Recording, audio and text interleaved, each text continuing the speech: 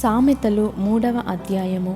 నా కుమారుడా, నా ఉపదేశమును మరువకుము, నా ఆజ్ఞలను హృదయపూర్వకముగా గైకొనుము. అవి దీర్ఘాయువును, సుఖజీవముతో గడుచు సంవత్సరములను, శాంతిని నీకు కలుగజేయును. దయను సత్యమును ఎన్నడును నిన్ను విడిచిపోనీయకుము. వాటిని కంఠభూషణముగా ధరించుకొనుము. నీ హృదయమును పలక మీద వాటిని వ్రాసికొనుము. అప్పుడు దేవుని దృష్టి అందును, మానవుల దృష్టి అందును నీవు దయనొంది మంచివాడవని అనిపించుకొందువు. నీ స్వబుద్ధిని ఆధారము చేసుకొనక నీ పూర్ణ హృదయముతో యెహోవాయందు నమ్మకముంచుము. నీ ప్రవర్తన అంతటి అందు ఆయన అధికారమునకు ఒప్పుకొనుము. అప్పుడు ఆయన నీ త్రోవలను సరాలము చేయును. నేను జ్ఞానిని గదా అని నీవనుకొనవద్దు. యెహోవాయందు భయభక్తులు కలిగి చెడుతనము విడిచిపెట్టుము. అప్పుడు నీ దేహమునకు ఆరోగ్యమును, నీ ఎముకలకు సత్తువయు కలుగును.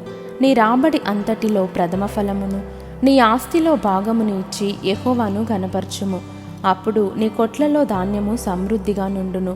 నీ గానుగలలో నుండి క్రొత్త ద్రాక్షారసము పైకి పొరలి పారును. నా కుమారుడా, యెహోవా శిక్షను తృణీకరింపవద్దు, ఆయన గద్దింపునకు విసుకవద్దు. తండ్రి తనకు ఇష్టుడైన కుమారుని గద్దించు రీతిగా యెహోవా తను ప్రేమించు వారిని గద్దించును. జ్ఞానము సంపాదించినవాడు ధన్యుడు, వివేచన కలిగిన నరుడు ధన్యుడు. వెండి సంపాదించుట కంటే జ్ఞానము సంపాదించుట మేలు. అపరంజి సంపాదించుట కంటే జ్ఞానలాభము నొందుట మేలు. పగడముల కంటే అది ప్రియమైనది. నీ ఇష్ట వస్తువులన్నీ దానితో సమానములు కావు. దాని కుడి చేతిలో దీర్ఘాయువును, దాని ఎడమ చేతిలో ధన ఘనతలును ఉన్నవి. దాని మార్గములు రమ్య మార్గములు, దాని త్రోవలన్నీ క్షేమకరములు. దానిని అవలంబించు వారికి అది జీవవృక్షము. దాన్ని పట్టుకొని వారందరూ ధన్యులు. జ్ఞానము వలన యెహోవా భూమిని స్థాపించెను. వివేచన వలన ఆయన ఆకాశ విశాలమును స్థిరపరచెను. ఆయన తెలివి వలన అగాధ జలములు ప్రవహించుచున్నవి. మేఘముల నుండి మంచు బిందువులు కురియుచున్నవి. నా కుమారుడా, లెస్సయైన జ్ఞానమును వివేచనను భద్రము చేసుకొనుము. వాటిని నీ కన్నుల ఎదుట నుండి తొలగిపోనీయకుము. అవి నీకు జీవముగాను, నీ మెడకు అలంకారముగాను ఉండును. అప్పుడు నీ మార్గమున నీవు సురక్షితముగా నడిచెదవు. నీ పాదము ఎప్పుడునూ తొట్రిల్లదు. పండుకొనున్నప్పుడు నీవు భయపడవు. నీవు పరుండి సుఖముగా నిద్రించెదవు. ఆకస్మికముగా భయము కలుగునప్పుడు, దుర్మార్గులకు నాశనము వచ్చినప్పుడు నీవు భయపడవద్దు. యెహోవా నీకు ఆధారమగును. నీ కాలు చిక్కుబడకుండునట్లు ఆయన నిన్ను కాపాడును.